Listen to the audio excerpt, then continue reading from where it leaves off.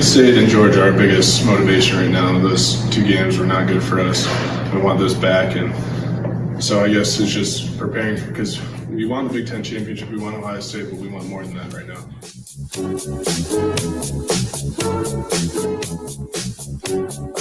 They want more.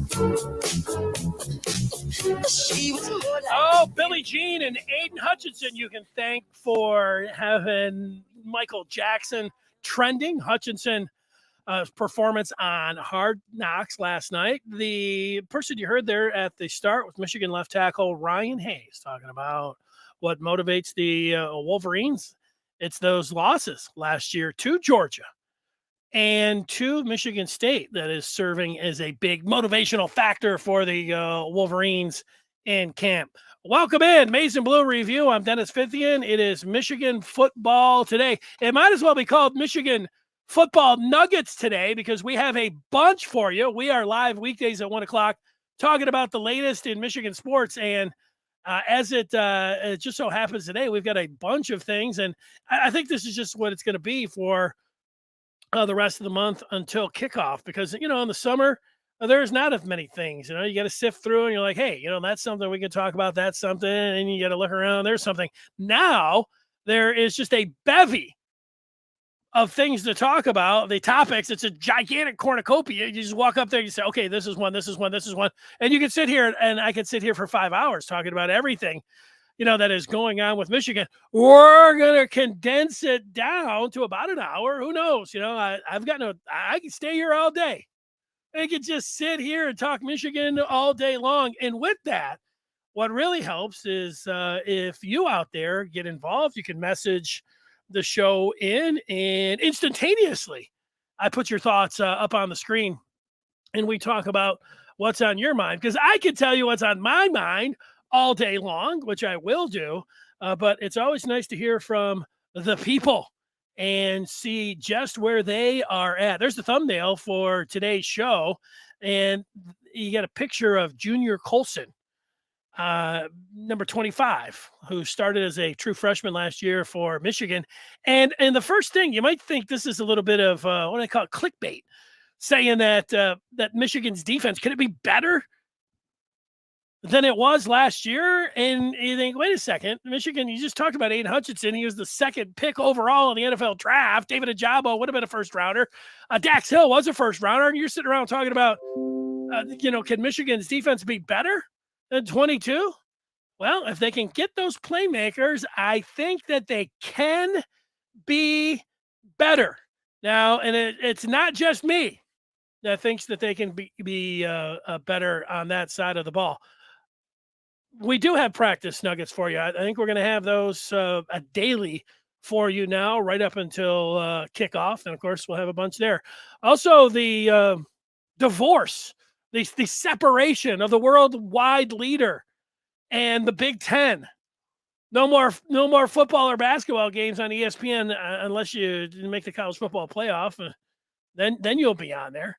But I know that news broke. It might have broke 2 days ago. I thought about talking about it yesterday, but there was so much. I didn't put it in the show sheet. Today, I will talk about the ESPN pullout, but I want to start talking about the Michigan defense and the notion that it could be better this year. Now, just for a little bit of background, I don't want to get too much into the weeds here. I put some statistics on the screen, and you may know this already, chapter and verse if you're a Michigan football fan. The Wolverines played 14 games with the addition of the Big Ten championship game and the Orange Bowl, which was the semifinal. Michigan played 14 games. In those 14 games, they gave up just over 17 points a game, which at the end had them ranked as the number 8 defense, a top 10 defense last year for Jim Harbaugh's Big Ten champs. Now, if you look at ESPN and pull up their statistics, team defense, they will have the points per game, and yet they do not include the Orange Bowl or the semifinal. And you have Michigan just playing 13 games. And remember, they almost blanked Iowa. They won that game 42-3. But if you pull out the semifinal, you just have Michigan as a top 4 defense. And a lot of people say you should just look at the conference games. So I did that too.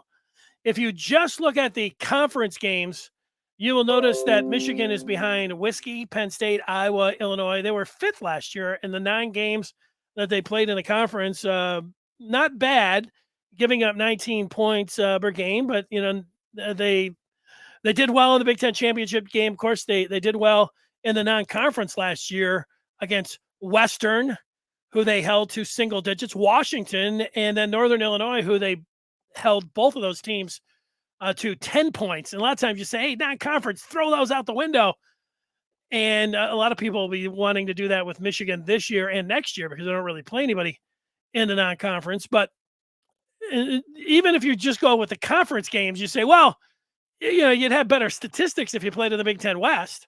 And you'd have better statistics if you didn't have the crossover games. I mean, you can make the case, for that when it comes down to the Big Ten East, depending on who are your crossover games. So it's subjective every time that I think that's my point here. But, Michigan, the question is, can they have a better defense than last year? And for that, I am thinking that they can. Now, they need some playmakers. And we have gone over this a million times. The Aiden Hutchinson and David Ajabo sacked the quarterback between the two of them 25 times. They also led the teams in tackles for loss. Those are plays. Those are big-time playmakers.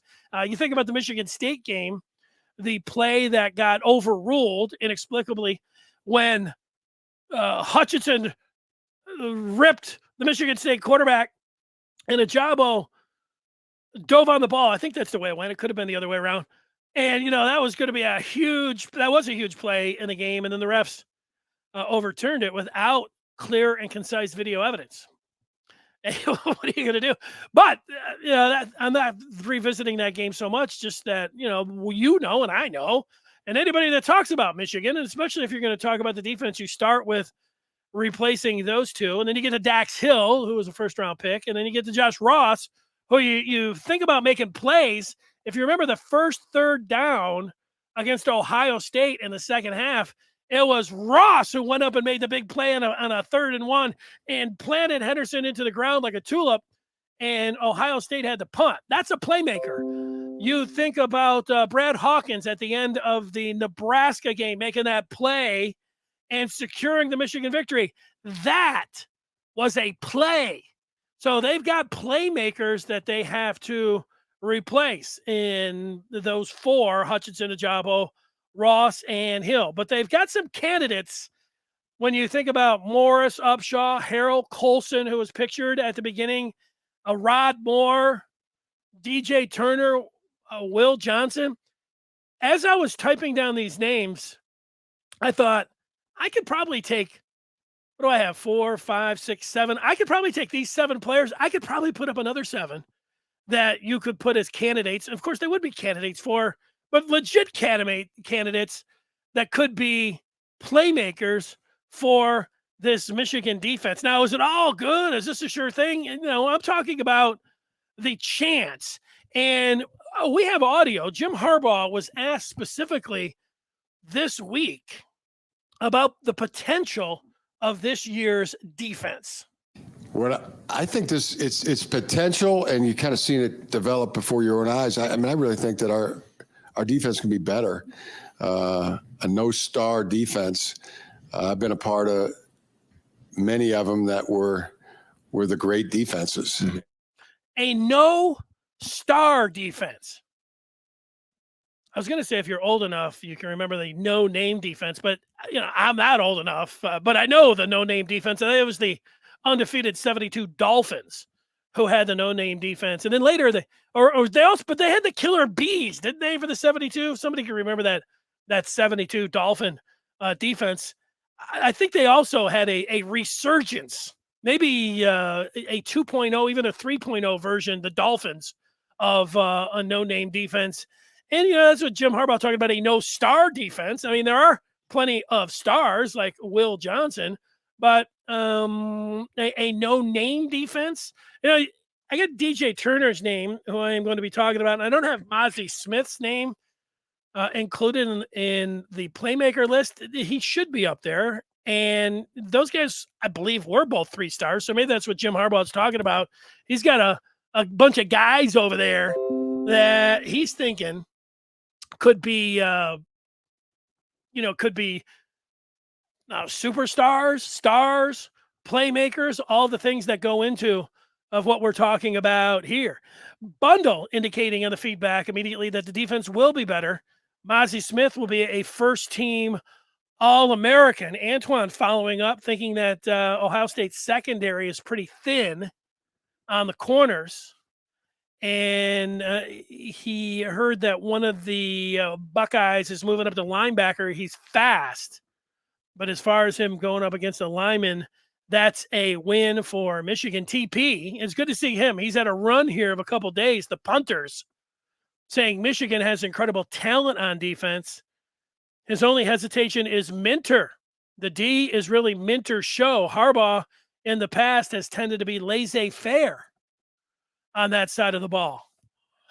Well, he did turn things over to McDonald. I think the thing about Minter is he's got way more experience as a coordinator than McDonald did.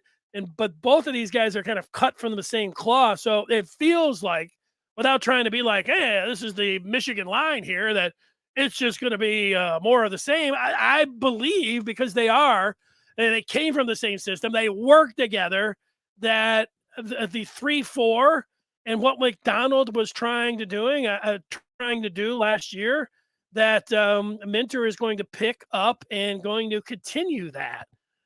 Now you have to be able to coordinate a defense. And honestly, if you go back, as much as praise, and McDonald deserves praise, he also got completely outmaneuvered against Michigan State and up in East Lansing. And, you want to say he cost him the game. Now, look, if Michigan didn't win the Big Ten, we would be emphasizing that loss at Michigan State so much, and a lot of it would be directed at Mike McDonald. The hurry up, getting outflanked, all these different things. I mean, he wasn't ready for it. He looked like a rookie coach. And, the credit goes to MSU there, as much as you might not want to give him the credit, and, maybe specifically if you want to go to Kenneth Walker. But my point is that, McDonald is as good as he was as a coordinator, and the statistics that Michigan had, they had a bad game defensively up in East Lansing. I mean, they damn near gave up 40 points. They could not stop Kenneth Walker. They could not get him on the ground. He scored 5 touchdowns. And the Nebraska game, Nebraska scored 29 points all in the second half. Remember, Michigan was blanking the black shirts at the break in Lincoln last year, and then they scored 29 points. Needed a incredible second half, and that big play by Hawkins that I was referring to win that game. So, we're talking about the defense here and the candidates. Adrian saying, what's up? AJ saying he's talking about this Buckeye player that is moving. Hawkins was reliable but a bit slow. We have more speed to replace him.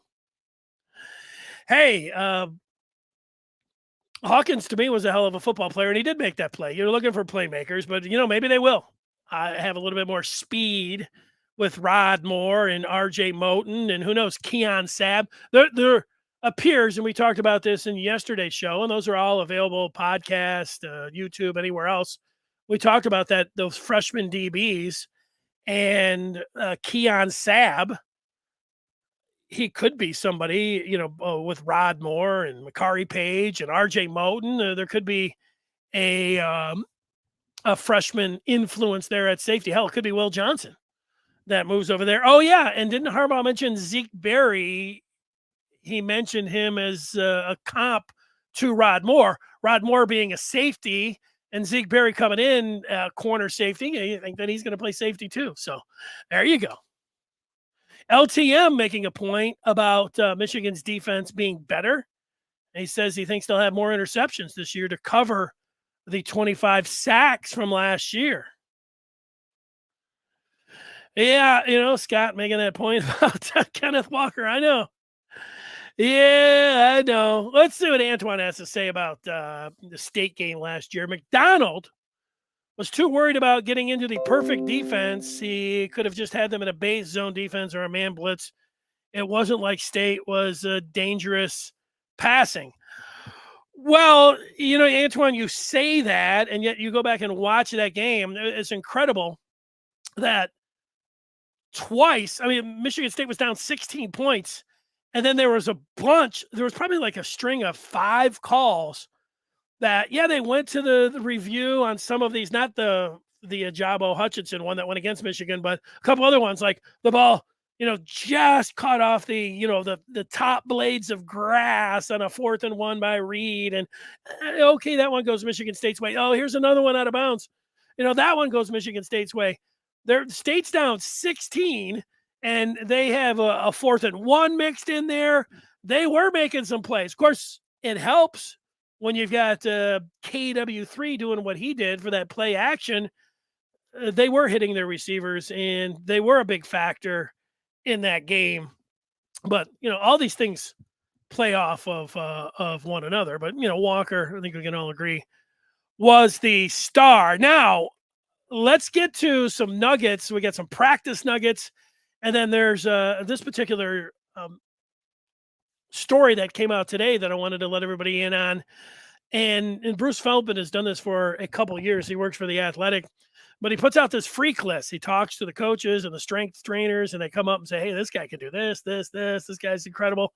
All of these things. Well, the number 1 player on Feldman's freak list this year was Mazi Smith, Michigan defensive tackle, number 58. And he put a bunch of superlatives about Mazi Smith and the things that he could do and why he ended up putting him at number 1. I just put one of the items here. Mazi Smith can bench 325 pounds 22 times. He put that he had a close grip bench of 550. Now, look, it's easier to bench with just a regular. If it would have just said Mazi Smith puts up 550 on the bench, to me that sounds like out of this world, 550. But it wasn't even a regular bench. It was a close grip. So I'm guessing that Mazi Smith could do more than 550. Those numbers are just incredible. And let's see, we have the video here from the Athletic. We do. Let's get it up on the screen. Let's get rid of me. And number 1 on the list, defensive tackle Mazi Smith. We're going to have a video of the Wolverines reactive plyo stairs test, or as I've been calling it, the RPST. Smith did it in 2.82 seconds. Aiden Hutchinson, who weighs 60 pounds less than Mazi, did it in 2.57 seconds. What you do is that you take these gigantic stairs and you hop up them.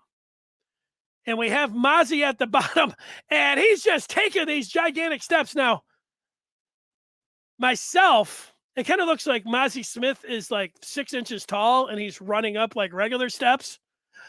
But that's not the case. It's actually the gigantic steps. If you've ever taken 2 steps at a time, it can be difficult. I've never done anything like this. I do see people at the gym, like jumping up onto like platforms, and sometimes they walk up on those platforms with dumbbells. I've never gotten into that myself, but you can watch a little bit of this, and here he is. I wonder if your average person, you can do one, but would you just be able to? Nobody's doing it like in 2.62 seconds or whatever. They timed Mazi out doing this, but I wonder if I was just down there, if I could even. I'm sure I could hop up to 1, but then would I be able to, wherever I'd landed? Would I just be able to go up there? Would I make it? I don't know the answer to that. I would have to take a look at how much runway you have after getting up the step, because you might have to jump forward. And I know that I would be tired after the third step.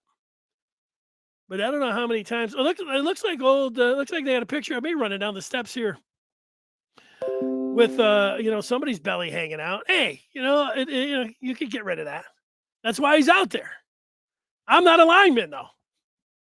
Bellies for linemen aren't bad. So how about that? So let's just see what some of the folks are saying here. Ryan Williams talking about the linebackers getting cooked in the Nebraska game, and they used that no-huddle offense. You're right. Michigan State did that too, leaking out those running backs out of the backfield against the Michigan linebackers. I would, that, Bryant. I know that. I know the Michigan coaching staff knows it. I know all those linebackers know it. I know that George Hilo, the linebackers coach, knows that. And I know Minter must know that too now. He's been told. I would guess that they've worked on that. They better have. I think teams are going to test them. LTM likes the linebackers. Scott wants to see Grant versus Dennis in a 40-yard dash. Dennis gets a 10-yard head start. Well, hang on with Kenneth Grant. Kenneth Grant weighs 360. And he runs under a 540. I don't know. I would be at this point right now. I would want a couple of weeks to at least get out there and do some stretching and running, because I feel like if I got out there and just started running the 40 right now, that I might be able to get it around at a 5.0. I'm not sure. I feel confident that I'd be able to go under 6, but I also feel like I could be given a max effort and pull something. OJ Jr. saying, was this 4-8 timed electronic? They called it a GPS, which I'm not familiar. Like, I know what a global positional system is with the car and with my phone, but I'm guessing that technology, when he said it was a GPS, that's better than hand time, but is it better than that's electronic? Because 4-8 is incredible. Like that's Deion. That's Deion Sanders. We're going to talk more about that 4-8 because I found that incredible. Sparty has another running back transfer from Colorado. Similar build and quickness to Walker. Thinks Michigan's defense will be better, but I don't think MSU's offense is going to drop off either. Yeah, look, I had Michigan State ranked number 10 in the preseason, so I think they're going to be a little bit better than most other people, Michigan fans. And out of one of those two, they got the transfer from Whiskey and the transfer from Colorado. The transfer from Wisconsin was in there a little bit last year. Yeah, between the two of them, you would think that one of them, I don't know if you're going to get any Kenneth Walker. I mean, Kenneth Walker was the best running back in the country last year. And if he didn't really, after the Michigan game, I put Kenneth Walker as the number one candidate to win the Heisman. He was my number one pick to win the Heisman after the game. What was that? The last day? How many days are there in October? October 31? The second to last day to October last year, I had him as the number one on my Heisman list. Of course, he dropped down quick after that. He, whether he got banged up or just whatever he did, came up lame against Ohio State, and he ended up dropping off the page, while others in rivalry games like Aiden Hutchinson showed out, went off, and KW3 got passed to the surprise and disgust of Michigan State fans. They hated it. I saw a lot of Michigan State fans who are also Lion fans today. The Hard Knocks last night. I watched a little bit of it. I have it taped. A lot of State fans were like, it was 80% about Aiden Hutchinson. Well, he was the number 2 pick overall. What do you think? These State fans are having a hard time. Hey, once your guy goes pro and he plays for your team, you're supposed to like him. You can't be holding that State grudge. State fans don't like Aiden Hutchinson. They still have a grudge. and they have not been able to release it. I did 325 4 times and almost passed out. Yeah, I don't think I could take 325 off the bar. I think that would injure me. Somebody told me Monty Smith had a 44-inch vertical. I read the story. I don't remember seeing 44-inch vertical, but I also saw somebody else post that.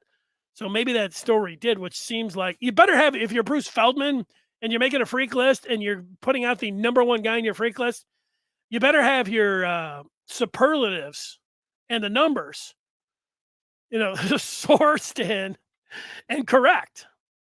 44-inch vertical sounds pretty incredible to me. And Malachi say he could do it in like 4 minutes. Yeah, a 4-minute deal. Ajabo wasn't on anybody's radar last year. After a COVID year injury, we finally had a good offseason. Our D-line is going to shock people. Maybe. I think the Michigan defense has a chance to be better. Will they be better? You don't have to have a top 10 defense, but I need a top 20 defense. And I need a top 20 defense that's opportunistic. Somebody mentioned, Michigan coming up with more interceptions. That would be helpful. That's an opportunistic defense. Forcing turnovers, opportunistic defense.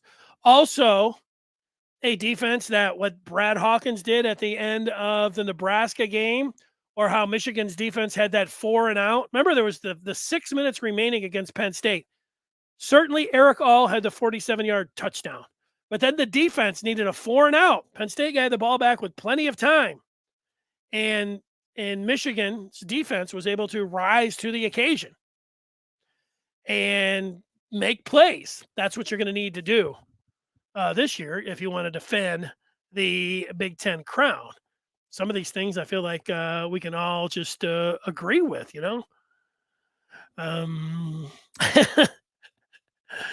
okay,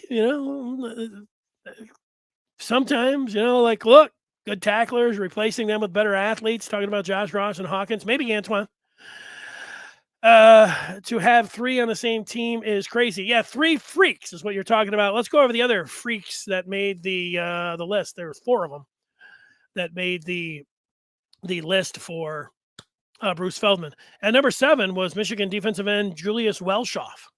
Now, Welschof had a huge list of things that I didn't even know about. I knew he was German, but he was a champion mogul skier. And, when you're going down the hill, here I am like simulating going down a mogul hill, you are able, it really helps your legs and flexibility with your ankles. They measure, apparently now, I didn't know this till today, that they measure your flexibility in your ankles. And Welschof, apparently, because of his skiing background, has this great flexibility in his ankles. I do remember, and then, they said, well, he walks 50 yards on his hands. Who's walking 50 yards on their hands? Like, we forget, man, these guys are all world-class athletes and some of the stuff that they're doing. And now we're taking the 1% of the freakish athletes and putting down some of their exploits, walking 50 yards on their hands and being a championship mogul skier at whatever, what they call him, Juice, Welschof does. But if you remember the Turkish get-up last year, this was put on video with Michigan. They had Aiden Hutchinson doing it. I mean, you have the Olympic bar, and they had, I don't know, he had maybe 225s, but without the collars on them. And Hutchinson went down onto the ground and grabbed this Olympic bar and then was able to, without, because you have to keep it steady enough because it doesn't have the collars on there. So you got to keep it steady enough and you have to raise it up and then you have to get up and put that over your head. And I can remember at the time, Ben Herbert, who's Michigan's strength coach, saying this is the most incredible display of strength that he had ever seen in 25 years. Well, Welschof is doing it with more weight than Hutchinson last year. So Welschof, I don't know if you want to say, hey, who could surprise you on the Michigan defense, in particular on the Michigan defensive line? You got a freakish athlete like Welschof. Let's see a little bit of something from Julius Welschof Number 96 at defensive end. He's been in there a little bit, but now like a bigger role, and let's see it. If you can do, if you can walk 50 yards on your hands and you can do a Turkish get up with 160, and you got like another 100 things that we could talk about that, are incredible. How about getting to the quarterback a few times and tearing him down to the ground?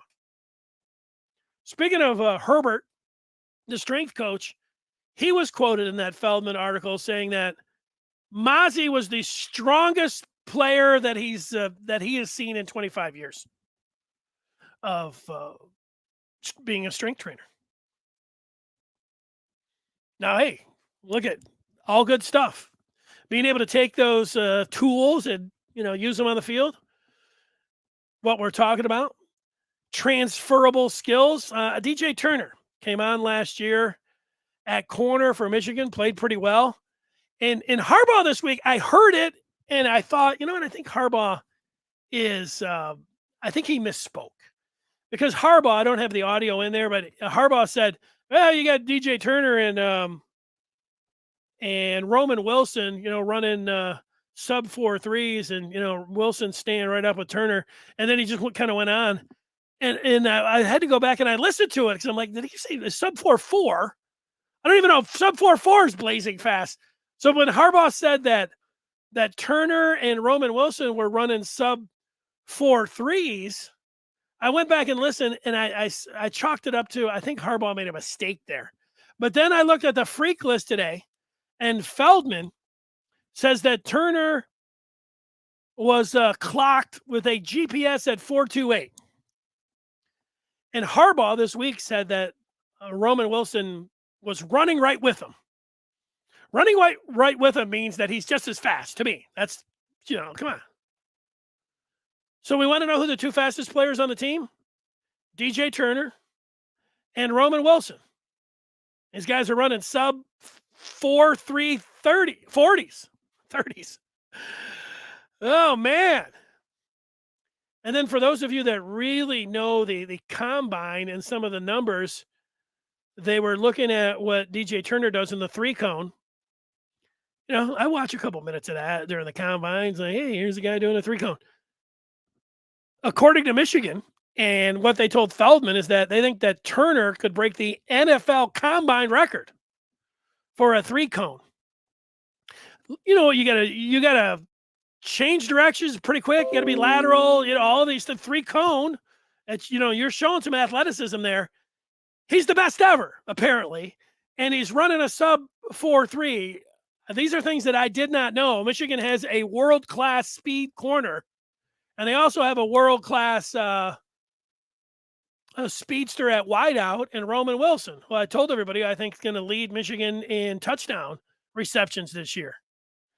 And then Kenneth Grant. We added him to our own freak list. We added him to the hype train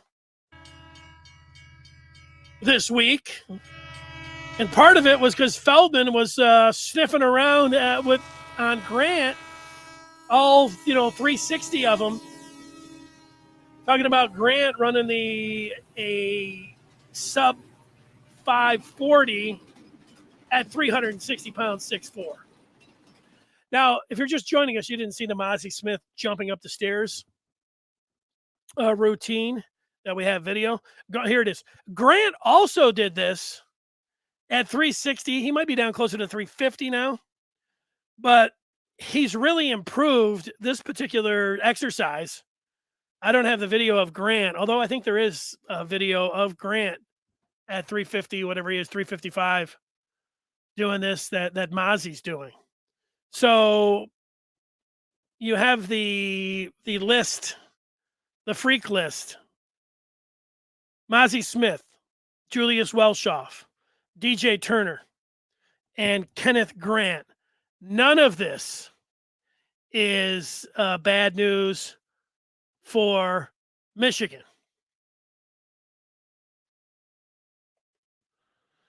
John says Michigan's loaded on offense and they are reloading on defense.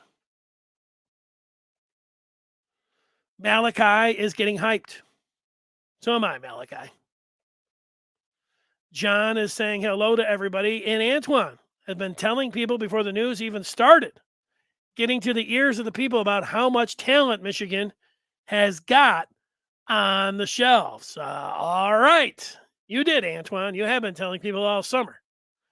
Let's get to some practice news. We are going to talk about practice, not the games yet, still practice. Michigan has only been practicing for 1 week, but they have pads on now. We do have news coming out here and there on the Wolverines and what they're doing. And I wanted to look at the running back position. I continue to think this. I've said it a couple times. I'm going to say it again today. Blake Corum nationally gets a lot of respect. Blake Corum gets the hype and respect nationally. Like, you rank the running backs in the country. Blake Corum is in the top 5 by any national college football analyst, people that rank such things. You see Corum up there. He's right up there, of course, in the Big Ten too. The back from Ohio State, Henderson's up there, and you get Corum pretty quick. He is going to be on that list. And then, but here locally, he does not get the kind of attention. And I believe it's because you have the local product in Donovan Edwards, who was this short of being called a 5-star. Then late in the year, you saw his exploits against Maryland catching the ball. And then against Ohio State, there's just a little run out of the backfield where he stuck his hand out and the ball was right there. And it looked just so natural for Donovan Edwards. You're like, this guy's a superstar. And then he, threw the ball in the Big Ten championship games just to add to his lore, like, this guy looks like he's going to be a great one. He's going to play in the pros. Who knows how good he can be at Michigan? He's awesome. This tandem is great. The Corum Edwards tandem. But then after these two, who's going to be running back 3? And I've put some of the names. I think I put all of the candidates up on the board. Tavier Dunlap got a little work in spring. You saw him, 217 pounds, a sophomore. You got CJ Stokes. He's a true freshman at 196 pounds. We got some audio of Jim Harbaugh talking about Stokes. We've talked about A.J. Henning and Khalil Mullings, the linebacker, a lot. We've talked about the two change of pace guys, Henning, like Deebo Samuel, Khalil Mullings coming over from the defensive side as a thumper, guy certainly who weighs the most out of all those running backs. And if you're thinking about 3rd and short, 4th and short, 4th and goal, having somebody that has some size that can lean, it helps. It helps. CJ Stokes is a freshman who weighs in at 196. Jim Harbaugh talked about his freshman running back, and here is that audio.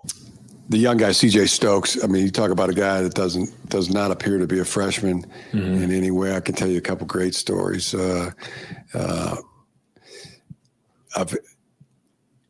his play. I mean, it reminds you a lot of Blake Corum as a runner and as a back. I mean, very, very good. And then it reminds you of Blake too, and just the way he's serious, how he approaches the game. I mean, he is locked in at all times. Okay. Jim Harbaugh on CJ Stokes, a high praise for the freshman. He reminds him of Blake Corum. He went on in the Inside the Trenches podcast and told 2 stories about Stokes taping up his ankles, just how serious he is as a freshman. And I don't think anybody's going to sleep on any of these guys. It's not a sure thing of Dunlap, Stokes, Henning, Mullings, any of it, and how they're going to, serve up. Like, to me, I want Corum and Edwards to get the bulk of the carries. Remember during the pandemic, they had 4 guys and it didn't work. You can't have 4 guys. It's kind of like playing 2 quarterbacks. 4 is too many. So you got to trim that down for the bulk of the carry. Certainly, can you put Henning back in there for, a little bit? Can you have a short yardage guy? Of course. Can you give some sugar, to Dunlap? And are all these guys going to get some time in the first 3-4 games? Of course. because of the schedule. But, that's it. Otis indicating that there's disrespect for Michigan as reigning champs. I don't know. I haven't seen any disrespect. I mean, Michigan's ranked 6th by the coaches. Is that disrespectful? I thought they should have been 4. So, you can take that as disrespect. I think most people realize that that Michigan had a great year last year, and they also realize that they've got tons of talent and they've got a really nice schedule. I was talking to, I'd like to get a different opinion. I was asking a friend of mine who's a big college football fan, and here's what happens. Like, here we're focusing on the talent that's on the team and the upcoming schedule and how good they could be. And the only thing that this guy kept coming back to is like, well, what about Harbaugh leaving? What about him, interviewing with the Vikings? I mean, he was gone for about 24 hours. Everybody thought he was gone. How do the players feel about that? How do the recruits feel about that? And, is that cast a pall over, the team this summer? And, I go back and it didn't help. In the end, I was glad that Jim Harbaugh came back because Michigan, wherever they would have gone without Harbaugh, they would not be in the same spot here. There would have been guys hitting the transfer portal, and Michigan had a lot of guys there. I'd explained to him, look, he told everybody he was going to do this. The players on the team, nobody, hit the road. Could it affect, high school players and their parents thinking, hey, he did it the year before. I felt like he did. And then look at, he did it this year. He's going to be gone the first chance, even though he said he was done. Is there a possibility? Yeah, I think certainly rivals, not rivals.com, but Michigan's rivals. You talk to a Michigan State fan, they know those are some of the first words out of their mouth. You talk to an Ohio State fan, yeah, I mean, that's what they do. I mean, they'll use their particular Scott Bells, their trolls, their hired trolls, and they'll go after you. And is there something to that? Like, it caused in the off season, there was a lot of stories about it. How much it's going to affect this particular team. I don't think it's going to affect this particular team, but we'll have to wait on recruiting to see. I think name, image, and likeness is a lot bigger factor than, Harbaugh's flirtation with the Vikings. But that is me. Before we go any further, let's get some more feedback. This one comes in from LTM, who says Michigan's offense is crazy talented. I thought we had fire with DPJ, Black, Bell.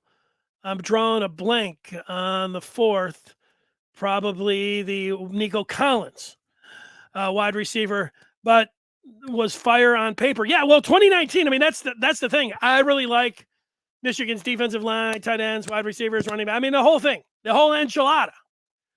And you could say, wow, when's the last time they had this kind of talent? Well, 3 years ago, they had this kind of talent with, they had a returning quarterback. They had their best offensive line in a decade, but Patterson got hurt on the first play of the game. Gaddis employed some kind of handoff system and 2-quarterback system with Patterson and Dylan McCaffrey. And then they started fumbling the ball, and it was contagious. And nothing will kill a talented offense more than, self-inflicted wounds. And that's what happened. And then Patterson, maybe it was his injury, or maybe it was what I thought all along, is for some reason that kid, that guy, Shea Patterson, could not throw the ball downfield more than 20 yards with his feet set in a clean pocket to save his life. That's an issue. He could run around with a chicken with his head cut off and make some plays, and sometimes he just gun it in. Real arm talent between the hashes, 10, 15, even 20 yards. Woo! Pretty. Throwing the ball down the field with nobody in his face, couldn't do it. Couldn't stretch the field. That scrunched it all up. Then you add in the fumbles. That hurts him.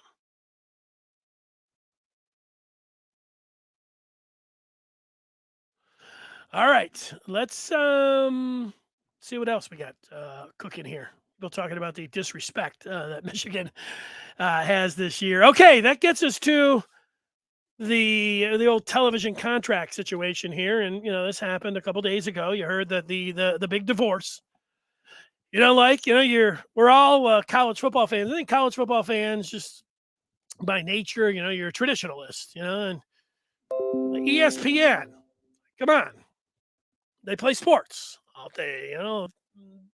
Big Ten football, Big Ten basketball, Dickie V, everybody else that you could just think of. Man, it's ESPN. 40 years, and now you're not going to have any more Big Ten in football and basketball. Here's a couple things that I'm thinking about. Everybody can look at this. I mean, you can start looking at the numbers and all kinds of different things, but here's the couple things that I think about. I don't think that this is going to be that big of a deal for football. I feel like it's going to be a lot bigger of a deal for basketball. ESPN played a lot of, I watched a lot of ESPN games. It was like ESPN, and what they did for college basketball and Big Ten basketball was a big deal. Not as big for football. And really, when I watch, Fox, college football Fox, man, I like Klatt and Gus Johnson myself. So I like that team. The All-American girl, Jenny Taft, their number one team. I like them as well as anyone. So I like that part. The part that I don't like about Fox, what am I going to do? If they seem like they take extremely long breaks, long commercials. I know they paid their money to do that, but, it gets really tiresome. Here's the kickoff. We'll, talk about Michigan's offensive series when we come back. Oh, there's a punt. We'll be right. It affects you as you're watching the game. So, that's the one argument. Everybody agrees, and Fox would say, too bad. Watch the spots. We're making a lot of money. We paid a lot of money. We're making a lot of money. Okay. Money's a big part of it. You get that. The part that I would also complain about, and it sounds like I'm a lazy consumer. Consumers are lazy. FS1 is buried on a channel 90 on my system, and a lot of the times the game's being played on FS1. They're also playing some rodeo or something. At times it's not a go-to channel. So you forget. I mean, you have to really look at the menu, and you have to really schedule it. You don't just flip through and say, oh, there's a college basketball game at 9 o'clock that I would like to watch. So it's not as convenient, especially for college basketball. And I'll put college football in there too. It's not as convenient. Now, CBS getting Big Ten football to me is exciting. It's exciting because I can go back, and many of you can as well, before there was high def TV. And then you got high def, and it was like we had all died and gone to heaven. Let's see if I can get that theme here, see if that's going to work for me.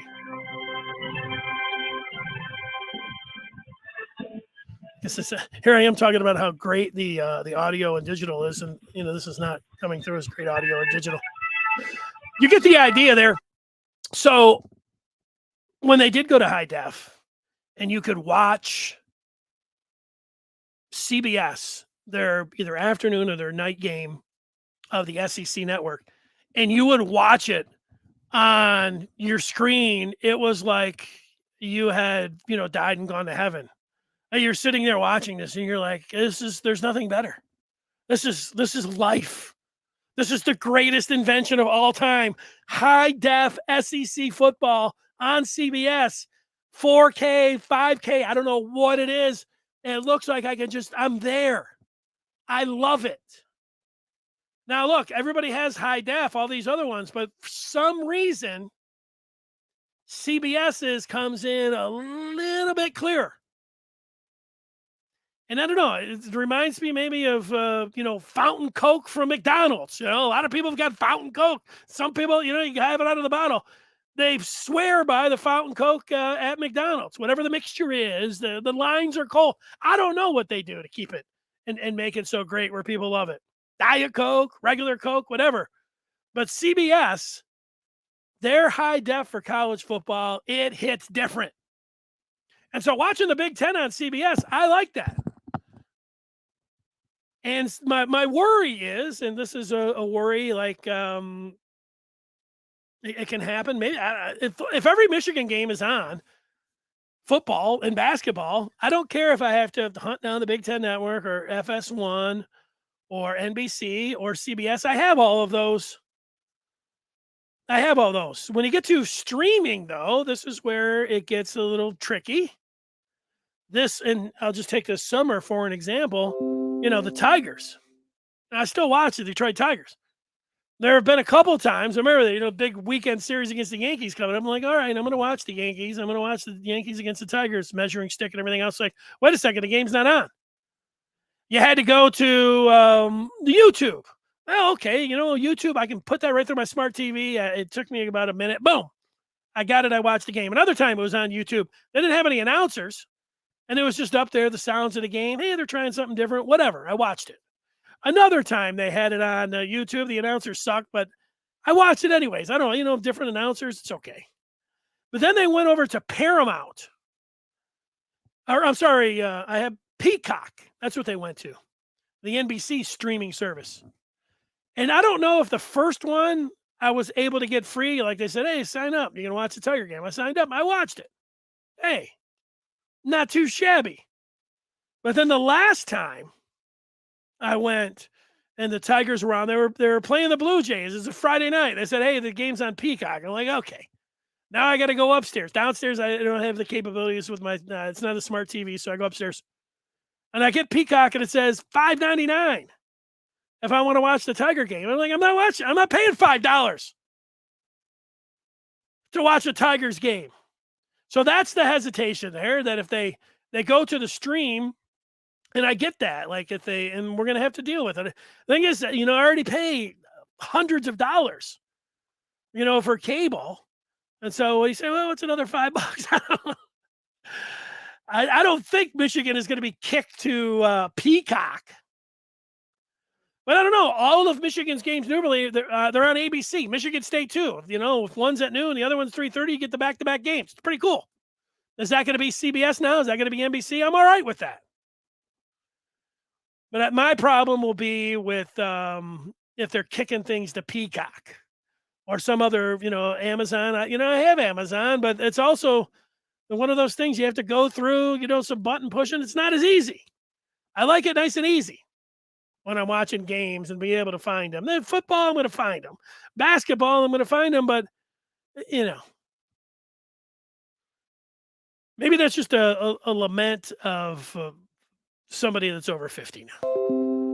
I want my games all right there on the menu, and I want them in the first 30 channels so I can all check it out. I can look at goals, and I can search and I can see whatever else, but I don't want to go down to 91.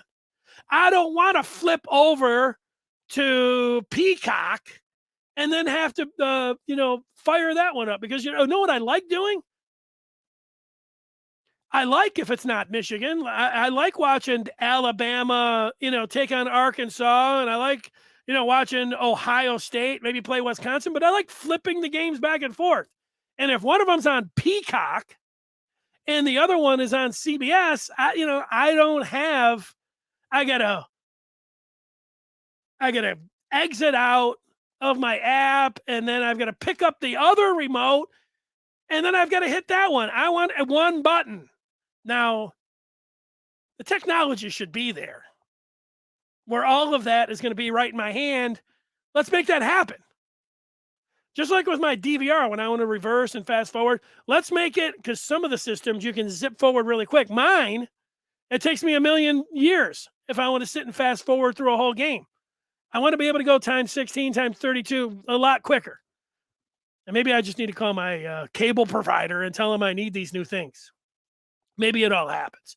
But that's all my complaint. I want one TV, condensed channels, and I want to just be able to flip one button. I don't want to have to hit exit out, menu, over to another game. I mean, how can I, by the time I do that, I might as well just watch the commercials. I want to be able to flip through and watch multiple games without having to go to Peacock or Amazon or way down to FS1, all the way back up to NBC. That's why it was nice. They're relatively close together. You get hey, you got a game on Fox, you got a game on NBC, you got a game on ABC. Let's go, CBS, ESPN's up there a little bit. You can take all those games and you're watching them. Not with what's going on now. Maybe I need to get with Third Dimension, who's got 3 TVs in one room. You know what? I think that's going to be the ticket because I do now.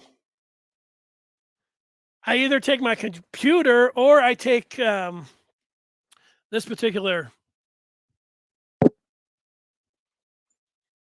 screen right here, which is called an iPad. I forgot, which I have set to a beach scene, which I was hoping that was going to be very relaxing for everyone. Let's just take a little break and relax to the serene beach here. If I can let everybody get up there, let's watch a little bit of that. Let's go. The waves lapping up onto the beach, but I can punch my TV up and watch another game through there. So that's nice. And I do suppose that because I do take my computer, my laptop, and I do the same thing, I could probably have 3 screens. Maybe I don't need to have the additional TV with an additional setup. All of these things are things that everybody's thinking about. And I'll tell you this, it could be a win. I think it's going to be a win for my mom, who has never had cable or satellite. 10 or 15 years ago, she bought they weren't rabbit ears. She bought a little box, for just regular TV. It's scanned, and she doesn't get all the channels. She doesn't get Channel 7, I don't think. I don't think she gets Channel 4, but she gets Fox because last year I went over to her house and the Ohio State-Oregon game was on, and it was on. It was perfect. But if you live in a spot where you can just you don't need cable or anything, you can just get your old digital antenna, you can get 2, 4, and 7. You might be in business. This might be great for you. Might be a great move for your TV watcher who does not have cable. They call it cord cutters that are just dealing with the just regular, what did I call it? Digital TV? Is that what you call it? All right. Captain's got his room bumping. Let's just see how everybody is bumping it. LTM watches the game on a tablet or phone. I would have broke it. I need my TV. Well, sometimes you're out and about and you can't do anything about it. And yeah, sure enough, I keep this. If I am watching it, it's not like I keep it about right here. It's not, and you can't fast forward and reverse, which sometimes you like to do. But it's nice having a second screen option. What I have seen are the TVs that you've got like a 55-inch screen, and then like right there built in, it kind of you could quad it, or you can make your ones 55-inch, and then you get still like 30-inch selections, and you can go to other games. I mean, that's next level. I'm not there yet. I like bigger. I like bigger TVs myself. I'm with you, LTM. Let's see what Antoine says about watching these games. They should be making it available on YouTube. The networks and YouTube should get together. I don't know. YouTube's got their own thing rolling. I don't know. YouTube's got something. It's a premium. And you got to pay for it, but they've got something that you can buy and you can get in there. Florida is watching. That's nice. Almost all college games are accessible, but name, image, and likeness will change that. Just like the NFL, they will need extra money to pay the players. Well, all games are accessible. It depends. Like, I don't know. Like if you're not living in Michigan, you would have to tell me, can you always watch Michigan games anytime? I don't know the answer to that. I know that if games in the past were not on ESPN, if they were not on the Big Ten Network, you knew that it would be on ABC. You just knew that. All Michigan games. I don't remember a time that there was a Michigan football game that was not televised. I think State gets, I don't know, screwed or whatever. Maybe State's games are all on too. I don't know. I can't tell you that for a fact. But Michigan games, I don't know if there's ever been a game in my life that has not been available on TV. But I lived, with the exception of 2 years, in the great state of Michigan. So I'm not sure. Kicking it to streaming to make you sign up and then pay their premium. I mean, that's what we're used to it. We don't like it. When the NFL last year or the year before went to their Thursday night game, in addition, they had it on TV, but they also moved it over to Amazon Prime. I didn't mind that because why? I have Amazon Prime.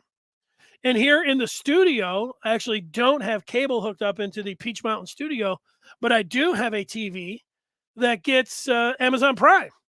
So I was hanging out in the studio all out on Thursday nights, watching Thursday Night Football. But I don't want to pay for Peacock, or nobody wants to. I think wants to pay for any of the streaming. Let's get all the feedback out here. Scott has lived out of state. He watches every single Michigan game every season. I live in Missouri. What's up? Is that the Show Me State? Let's go. I used to drive annually through Missouri on my way down to Arkansas to visit my dad. Malachi does it in Tennessee. Antoine's saying you need the Big Ten Network to watch these games. Back in the day, I used to watch it on 7. I hear you. Luke is in Morocco. He had to buy Hulu and get a VP Plus. He has ESPN International, but got all the games. Go Blue. You're getting it done, Luke. I remember when I lived in England. And the first year I lived there, we had this was in the early 90s, no satellite, no cable. We had BBC 1, 2, 3, and 4. And these BBCs are crazy. You'd be watching primetime, 5 o'clock. They'd have a gardening show on. Hey, what, 5 o'clock, primetime? Gardening. Let's go to a cooking show at 7 o'clock on the BBC. After 1 year, there was something called Sky TV, which was it's probably way better now. But they would give you one NBA game for the week. And whatever game that was, they would pick it.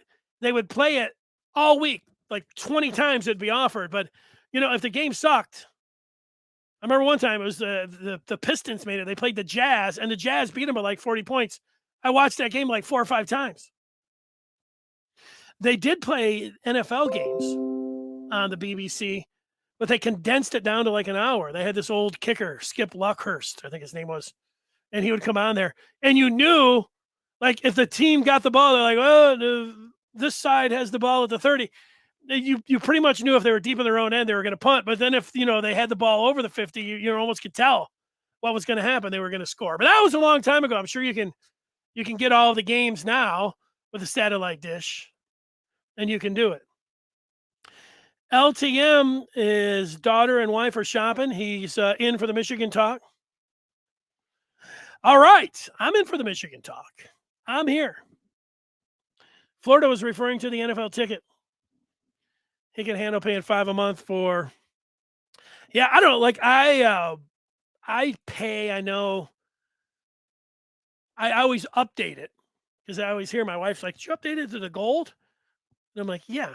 Well, it must be September because I go to what's that thing called, the red zone, the NFL red zone. I like the NFL red zone. I know some people can't handle it. It's like it's a little bit too much. You get commercial-free football for 6 straight hours. I like that part. I also like fantasy football, and so for 6 hours, it's not bad. It's also nice to have an additional TV or 2. Excuse me, but if you are out of town, I could definitely see where you would want to buy the NFL ticket because you get the option of then buying all of the games. And if you're a Lions fan living in Florida, you're not going to get many Lions games unless you buy the NFL ticket. We don't have that problem up here. We get all the stinking Lions games now that they lifted those archaic blackout rules. Back when I was young, when Barry Sanders was playing, Barry freaking Sanders, the greatest running back of all time. You want to just say the most electric running back of all time? Whatever. He's certainly one of the greatest running backs of all time. Playing for the Lions, Monday night game, Ford Field against the Buccaneers, blacked out. Luckily, there were some places, I don't know if it's still around, George's Inn in Ypsilanti. I remember the first time I came walking in, let's call it a dive bar. It's a dive bar. And people kind of look at you like, that was a very nice, it's dive bar, dark. You get in there. I'm like, I heard they played the game. So I come walking in and, I sit down. Everybody's kind of looking at you. And it's like, are the Lions going to be on here? And everyone's, yeah, they get excited. I think they ask you if you're a cop or something like that. I mean, it was illegal to do. The blackout games. All right, I'm getting way off track. P-Wog, get to the clubhouse. I'm so sorry about that. I tried to put that CBS anthem up here, and it's just not coming through really well. So I didn't go through Clubhouse. Let's see. Clubhouse. There you go. We are available on Clubhouse. Here's Paul. Let's see what he's saying. He's got pneumonia and flu. He's missed most of the show. He thinks that there was a lot of Big Ten ESPN Plus basketball. Yeah, I don't know. Every Michigan game, and look, I live in Washtenaw County as well, so even sometimes they would dump it down to some like local channel. I liked when last year they were playing the exhibition game down in Wayne State, talking about Michigan. I paid, I don't know, was it $6 to watch that exhibition game? I didn't need to. Old Ant was just pirating it free on Twitter. I could have gone that route, but I paid by $5. That's off the topic, but the Michigan basketball team is going to Europe, and they're going to play, some games over there. And I was thinking, well, I'll pay $6 to watch, Michigan play basketball over, but apparently they're not going to stream these games. Somebody was talking about, getting the athletes some money for name, image, and likeness. How tough is it to set a camera up at mid-court, pay somebody $50 to follow the action, pay somebody else over here, and there'd be millions of people, myself included, who could run a basketball game. I could run it from this very studio and give you the play-by-play of what's going on. Low costs. Stream it. 5, 6, 7, I don't know. Would I pay $10 to watch a grainy exhibition game? Probably. Maybe not 5 or 6 of them, but maybe 1 or 2. I can see Yo-Yo and Terrace Reed and Jet Howard. I'm in. So, but they're not, apparently those games are not being streamed. Paul wants to know if college basketball, if there'll be more BTN Plus games. I don't know. I'm not familiar with BTN Plus or ESPN Plus. I did have ESPN Plus at one point. I liked it because they condensed games down and you could watch basketball that way, but I don't know. Probably, Paul, I'm probably going to have to add, something to be able to get these games. Since you didn't pay $5, you can pay my Bally Sports Detroit $20 for the Wings season. That's what Paul's saying. Do you recall getting off the couch to turn the channel on the black and white TV? LOL. Unless it's a privacy thing, please allow direct Twitter messages. I think I do allow direct Twitter messages. In fact, I'm going to check that right now for you. Because I have always, I don't want to say I've prided myself, but I thought always allowed. You're right. I am not allowing people. I thought at one point I did. So I don't know if I changed it. I'll change that, Paul, so you can get me some direct Twitter messages. There you go. Okay, great. Is there anything else that I wanted to get there for you? There is. Malachi has no clue what to expect from the basketball team. They're going to be pretty exciting. They're not going to be the Big Ten season favorite. I think you can expect tournament, how well they come together, how well the freshmen, how well they're able to find some outside shooting. I think all of those things is what you're talking about. Anybody that's telling you, it's a Final Four, nobody can. They're not going to make the tournament. I'm not buying either of those extremes. But this particular team, they've got Hunter Dickinson, best player in the Big Ten, a chance at the best player in the country. A chance. So you get a guy like Hunter Dickinson, you're doing something. Excited about basketball. Antoine, there's some greedy, people for sure. They are greedy. Is JJ going to be the starting quarterback in 22 at any point from Florida? Yeah, Florida, I am predicting that JJ will take over and be the starting quarterback for the Iowa game, October 1st. That's when I think it's going to happen. I had to make my prediction on that, and I did. That's how I think it's going to go down. So there it is. Quick question on our third quarterback. Davis Warren is the third string quarterback, unless it's going to be one of the two freshmen, Alex Orji or Jaden Denegal. I saw enough of Davis Warren throwing the football around in the spring game to see that he's got a Big Ten arm, a Big Ten starting quarterback arm. I mean, he can really throw it all around. Kid had to go through a lot with leukemia in his high school years, going through the pandemic. Not a lot of tape on him. Michigan was able to discover him however they did it. And, Warren, he could go a lot of places and I think get a scholarship and play quarterback. And maybe, who knows how it's going to shake out? It could be, at Michigan. So who knows? He definitely did look good in the spring game. Florida's watched it 10 times. I don't know if I've watched it 10 times, but I have watched it a few times. Coming up tomorrow, you will be able to hear from former Wolverine Jim Scarcelli. Scar is going to be worked up about the prospects of this Michigan football team. He, like Antoine, early in the summer was telling everybody, hey, the defense is going to be pretty good. Offense is going to be pretty good. Michigan's going to be pretty good. And, I was trying to hey, let's not get ahead of ourselves about, but Scar is predicting great things for the Wolverines. We'll see where he's at tomorrow. We'll be here at 1:00. I want to thank everybody for watching or listening, and then all the folks participating. You guys are great. Go through here, throw some of the names. Florida, I think, is a new one, unless he changed his names. Great to hear from all of you. We will be here tomorrow at 1:00 talking about the latest in Michigan. So until then, have a great rest of your Wednesday. I'm signing off.